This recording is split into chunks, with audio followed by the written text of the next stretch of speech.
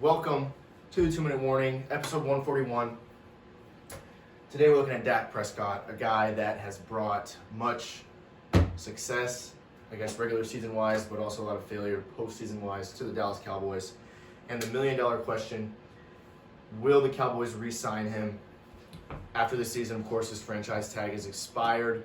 My ultimate answer is going to be yes, they'll re-sign him, but it won't be that simple. It won't be a simple, quick fix to fix the Cowboys. Looking at the Cowboys right now, they're 3-8. They had 2 wins under Dak. He got hurt. The second win was the game he got hurt, and then they've won once with Andy Dalton.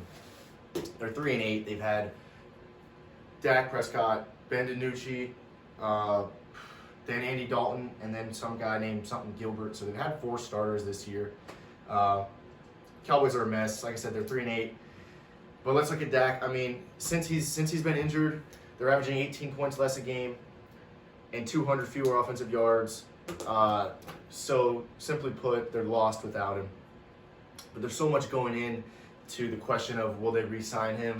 Like I said, I think they will, but I think they made a mistake in the way they initially signed him. Of course, his rookie season, 2016, they signed him through 2019. So obviously this year right now was the first year after that contract, hence the franchise tag. My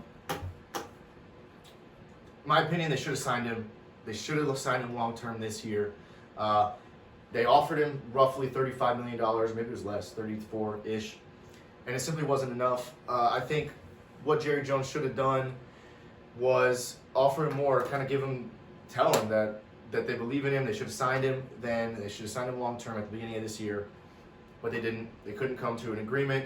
Dak turned down, I think, $35 million, maybe a little bit more. He turned it down. So, of course, they didn't give enough, which then led to a franchise tag this year. They're paying him $31 million. If by some miracle, but if they decide to franchise tag him again, franchising a player 2 years in a row does not come cheaply. It's going to offer him. It's going to end up being about $40 million if they tag him again next season. Which, I mean, the price. I mean, the way a franchise tag works is you get paid the average salary of the top 5 quarterbacks in the league, and that's not getting any lower. So his price is going to skyrocket if they tag him again, which I don't think they'll do. I think they will sign him long term this year, but it will not be cheap because they did not sign him long term at the beginning of this year. Now, I think that would be the right move. Finally, from his rookie season, they won 13 games. They've been a solid team over the past couple years. Solid at best, I would say. But Dak isn't necessarily the answer. I don't think he's going to lead this team to the Super Bowl. He's 6-11 in his last 17 starts. But Dak is all they have right now, and I think he's the best chance for that team.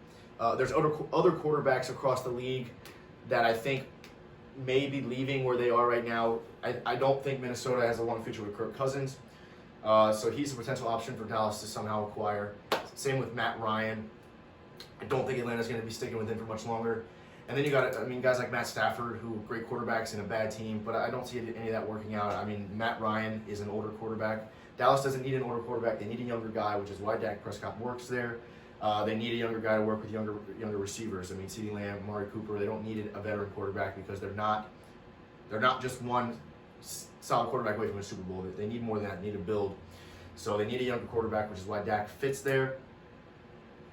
And like I said, those other guys don't. I mean, drafting a quarterback is possible, but they're already so invested. I mean, guys coming out of college, Mac Jones, Kyle Trask, Justin Fields, Trevor Lawrence. I mean, those are all great options.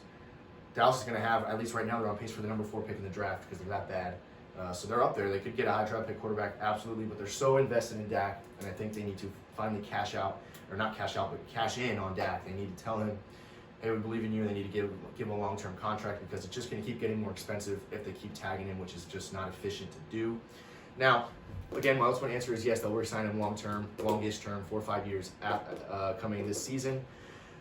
But you look at other teams that did the same thing with younger quarterbacks. I mean, Jared Goff in LA and Carson Wentz in Philadelphia were in very similar situations. Both of those coaches, McVay and Eagles head coach, or GM, sorry, McVay was obviously in on it for signing Goff, but he's not obviously who did it. But anyway, they believed in the quarterbacks. They gave them long-term contracts, and now look who they are now. The Rams in a solid position with their record, but Jared Goff is just not the answer for them. I mean, just last couple weeks ago, Sean McVay publicly said he was considering benching Jared Goff after that Miami game. He had 4 turnovers in the first half. Same thing, I mean, the situation in Philly speaks for itself. Carson Wentz is not doing anything good, at least in Philly, but they signed him long term. So now they're stuck with him. You see headlines, whatever. Philadelphia is stuck with Carson Wentz. LA is stuck with Jared Goff, which isn't really terrible, but he's not doing great. The one thing the Cowboys are not stuck with is Dak Prescott, but they need to be. They need to sign him. Like I said, they're hopeless. Obviously, the next 3 quarterbacks aren't doing any good, and all you need to be is just good, solid in that division to win it. So they need to re-sign Dak. Like I said, give him a long-term contract, because if you keep tagging him, that's going to go from $40 million this year. If they tag him for a 3rd season in a row, which would be ridiculous, you're talking $50 million a year. Then you're talking about having to pay Dak huge amounts of money, like, I don't even know. You're getting up into a price range of Patrick Mahomes' contract type deal, $50 million a year, which is exactly what they'd be paying if they tagged him for the next 2 years, which, again, wouldn't make any sense. But again, they're paying him $31 this year. That price is only going up. I think if they offer him a contract that is roughly $40 million a year is a lot, but I think that's what they need to do. They need to get the money to Dak, because Dak works well with this team. He's proven it before.